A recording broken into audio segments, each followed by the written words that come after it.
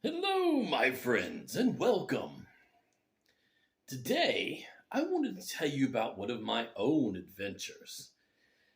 You see, a long time ago, I used to travel around with many different adventuring parties, and, well, that's where I found my stories a lot of times. And today, I want to tell you the legend of the Salty Rock. Now, a long time ago, longer now than it seems, I was traveling with a group of adventurers. I had just come into town, the town of Triskelion. And this was a small town, just burgeoning on growth and opportunity. And lots of young adventurers were going out and exploring the world around them. And one of these adventurers, his name was Nevermore. Now, Nevermore was adamant about the way it was pronounced. And mostly that was because he was a dragonborn.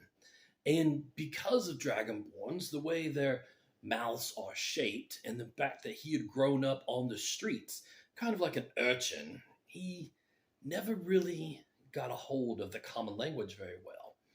So he just made out the words as he could come up with them. And he decided to name himself Nevermore.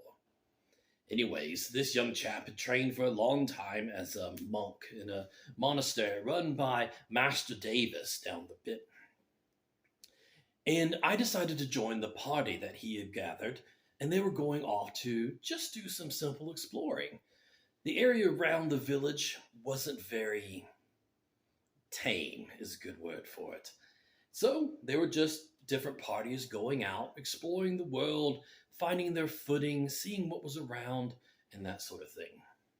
Now we traveled around for a long ways. There was a group of maybe about five of us. And as we traveled, we came to a small river. Now the party went out into the river to cross over.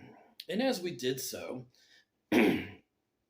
one of the other members of the party, a druid, a nice young lady, she told Nevermore that a rock that he had happened to pick up out of the river would grant him the ability to speak more eloquently. Now, this was something very important to Nevermore. And so she told him that all he had to do was lick it. So the trusting fellow that he was took that long draconic tongue and licked the rock. Now, of course, this is all a big joke. And that apparently rock was extremely salty. Nevermore took one taste of it, screamed out, "Salty rock!" and threw it back into the river. Now, of course, by licking the stone, this made him quite ill temporarily. And so ever since that time, anytime Nevermore has to express himself a certain way, it always comes out with salty rock. Whether it be a way to informally tell someone off, sometimes it can simply be inquisitive, salty rock, or sometimes we just have no other words.